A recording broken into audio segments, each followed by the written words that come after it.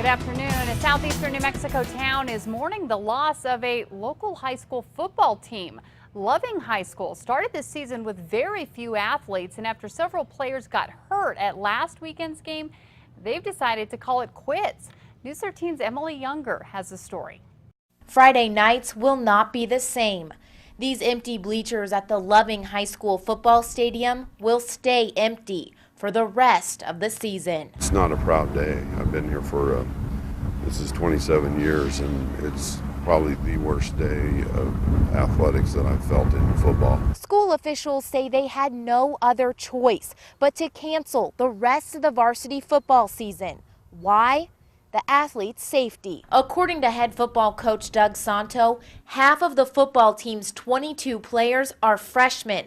When 4 of his athletes got hurt at last Friday's game, he didn't feel comfortable sacrificing the freshmen's safety just to play a game. When you look back to see what we would have to put in to replace them, now we're getting into the pool of freshmen that have no experiences as varsity players, let alone high school players. Canceling the rest of the varsity football season was a last resort decision. Gabriel Morales is the team's only senior football player. I didn't know whether to be sad or angry. Now he has no other choice but to play his senior year on the junior varsity team. We just decided it's time to do it now and be able to finish out the season at least to play JV football. A junior varsity football season might not be how Morales pictured his senior year, but it's one he says he won't forget. They're just saying that they're going to play the hardest for me because it is my last year. JV is just a label.